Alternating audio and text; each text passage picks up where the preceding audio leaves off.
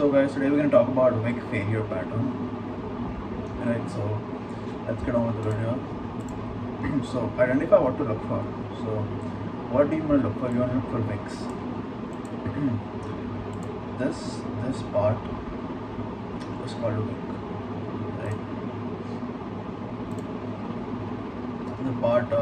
This part is called a wick. Let me highlight. This part is called the wick. I'm sure you guys already know. So where to look for wicks, right? The next question. For this pattern specifically, you have to look at wings at two places, which is at swing highs. These are at swing lows. These are swing lows, and these are swing highs, right? So as you can see, swing highs are basically candles that have higher highs around it. So this is a higher high, and this is a higher high. That's a swing point, and the other one is where there are lower lows around it. These are what we want to look for on our charts. This pattern, these are called swing points, right? This is the most basic identifier that you need to know to spot out this pattern, which I'm going to tell you about. Right? So, which ones are important? I answered this question. Where to look for wicks? The ones that are important are going to be at key swing points. So the ones that are going to be important are going to be at key swing points. So the key swing points are, for example, there's a uptrend in the market. So the key swing points here would be this.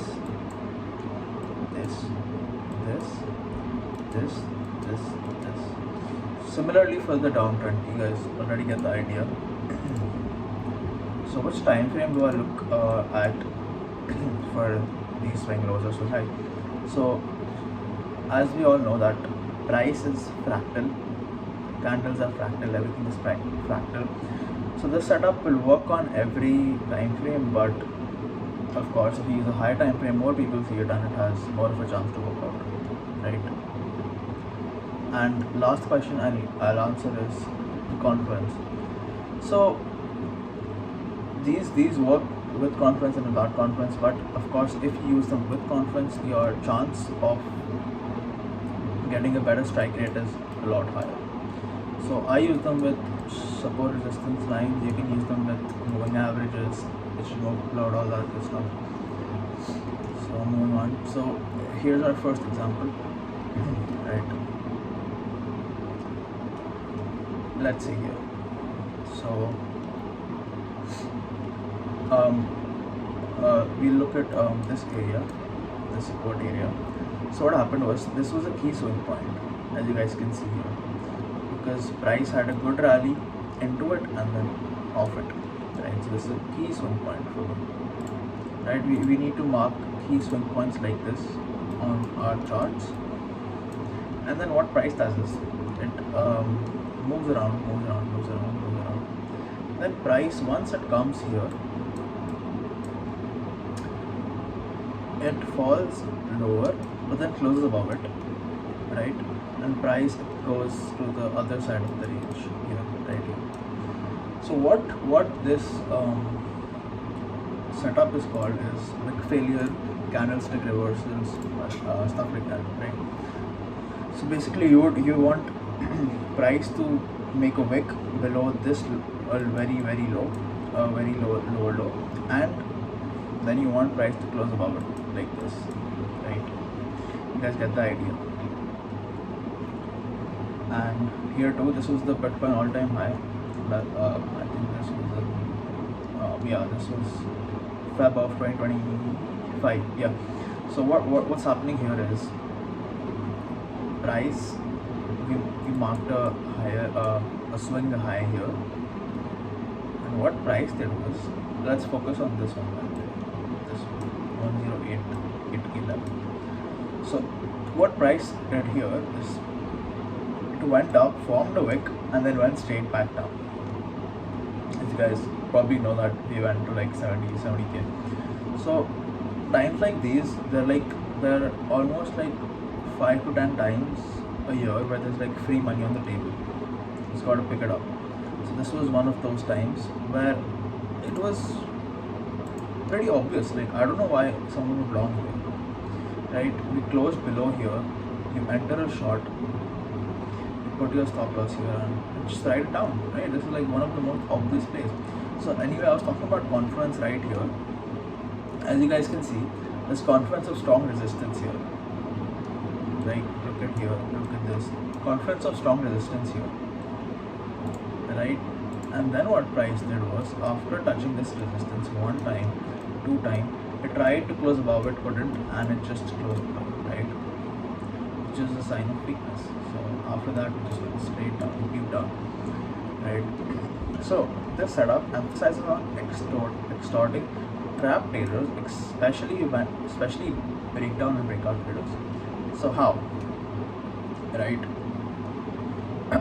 So what happens is, suppose, let me just clear this up. So what's happening here is, all the conventional people that come to trading, technical analysis, everyone's taught that if a level fails, it's going to go lower. So what happens is, price comes into this area, and when it goes here at this point, people are like, oh shit, it's gonna go down, I'm gonna short, it went below, it's gonna go down. That's what all the newbies, all the people that are new think. But what price actually does is it closes above, and then these guys that have shorted here are underwater now. So, and the price just keeps going up, right? So they're trapped and price is going up. So what they do is they close their shorts, obviously, and closing shorts is buying, right? Closing shorts is basically buying. So they're just fueling the momentum up. That's what they do, right?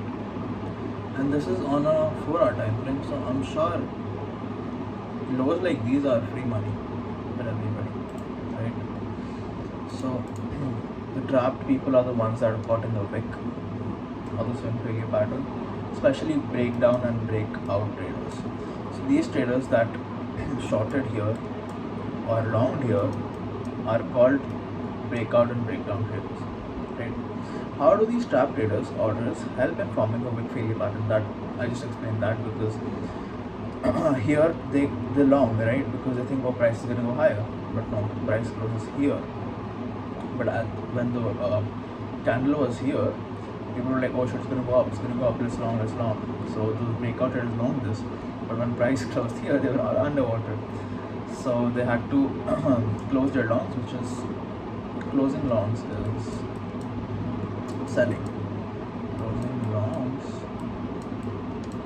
is selling, right? So this is also known as a liquidity hunt, or whatever people on Twitter call it. I don't know.